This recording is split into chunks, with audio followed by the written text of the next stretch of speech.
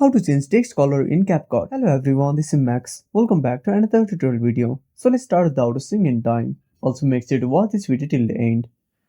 First of all, open up CapCut on a device. Now tap on New Project. Now wait for the ad to finish. Now tap on Skip Video. Tap on Continue. Now select a video. Now click on Add. Now tap on Text. Now tap on Add Text. Now type your text. Now tap on Styles. Now select the text color. You can also change the font and effects. Now increase the size, tap on Next, and that's it. Thanks for watching. Make sure to subscribe our channel and hit the bell icon. See you in the next video.